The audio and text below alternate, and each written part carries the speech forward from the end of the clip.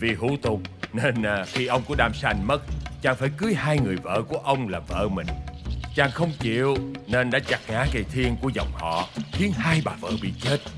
Chàng bỏ buôn làng đi lang thang tìm nữ thần mặt trời, cầu hôn nàng là vợ của mình.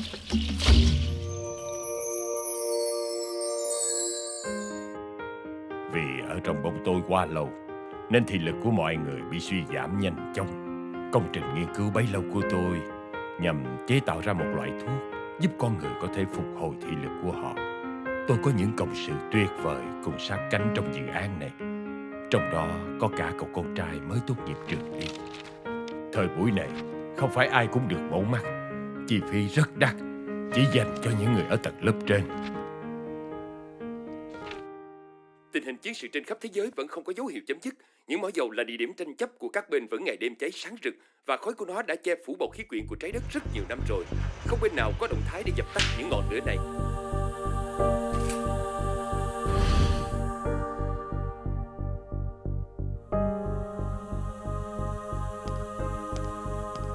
Mỗi khi ra khỏi nhà thì họ đều phun thuốc phòng dịch để đảm bảo những loại dịch bệnh không bị lây lan ra cộng đồng.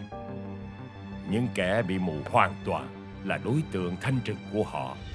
Những kẻ không chịu nổi thì chỉ có duy nhất một con đường giải thoát. Bóng đêm dài dằng dặc, ngày này qua ngày khác. Bạn bè tôi đây, Lão Văn Hào, một nhà thơ sinh ra lạc thời. Câu này thì tôi không nhớ tên vì lần nào cũng xỉn. Bà Lan béo phục vụ luôn nở nụ cười hồn hậu, nhưng chỉ với tôi. To lần mò leo mãi. Cô chủ quán rượu xinh đẹp yêu mèo, ghét những gã đàn ông sai xỉn. Vách sâu ta tìm một. Sao hôm nay lại pha nhiều con thế? Mấy con mụ này. Trời, tôi ôm như thế này làm sao trồng được lúa mạch? Không pha cồn vậy chứ pha cái gì? Thôi, đừng nói nữa, uống đi ông bạn. Mẹ kiếp, đằng đau nào chả chết. Chút nào suốt đời con ước nào khát vọng. Giai nhân rất mực thực thừa, bước đi quốc sắc, chỗ chợ thiên hương, lần đi mường tượng muôn phương. Một vẻ có quẩn đảm đương tiền trình. Quá trình nghiên cứu đang đi đúng hướng. Tuy nhiên hiệu quả chưa được như ý lắm. Nó không làm cho người ta nhìn rõ, mà lại khiến họ nhìn thấy mọi thứ quá sang và rơi vào trạng thái đê mê, một dạng hiệu quả của thuốc phiện.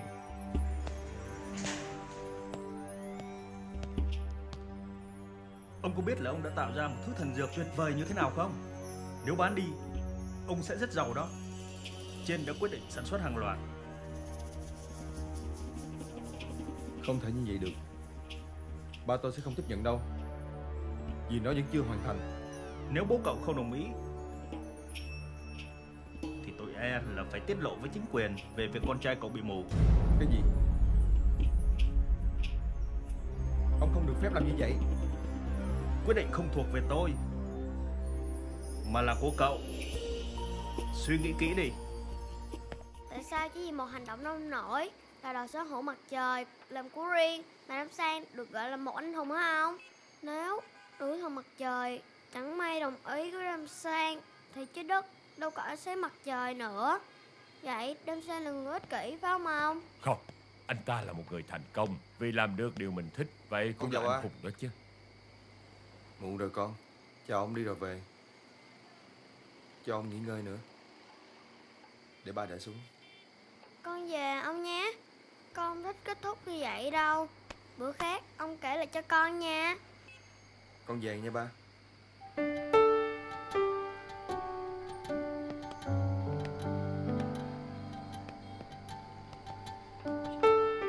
Tôi cũng chả nhớ là gần nhất mình nhìn thấy mặt trời là năm nào nữa.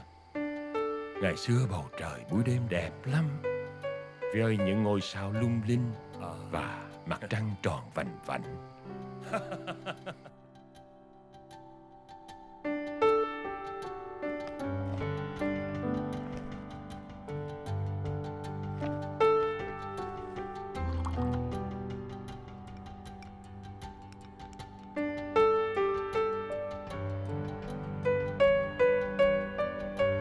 Đây là toàn bộ công trình nghiên cứu của ba tôi. Anh nhớ với lời hứa đó.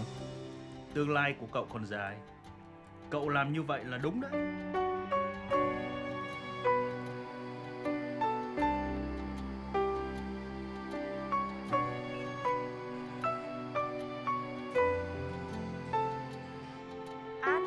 Anh ơi.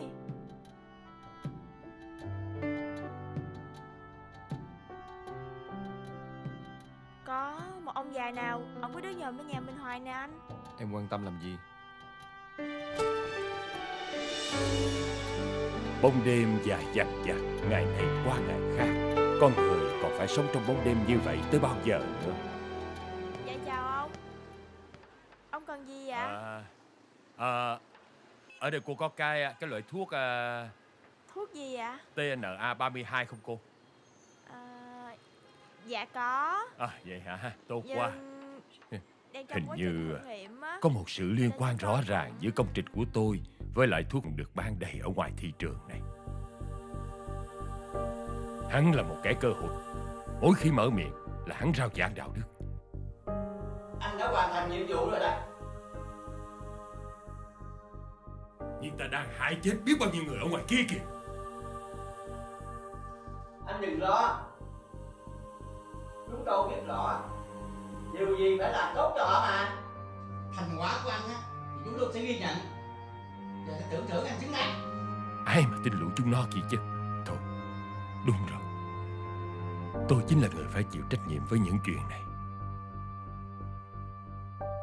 Số lượng người bị đục nhãn cầu càng ngày càng tăng với tốc độ chóng mặt.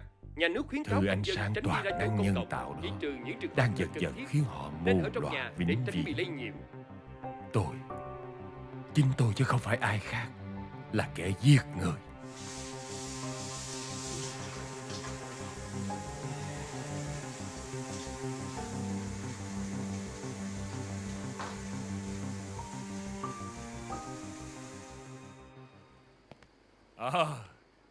Con chào ba. Chào của ông. Ông nội ơi, Ơi, con sướng quá. sao Ngày con? mai con thấy được ông rồi. Vậy hả? Con sẽ múa rối làm sang cho ông coi nha. Vậy hả? Ông đang chờ con. Thằng bé đã được mổ mắt. Thật là một sự đánh đổi.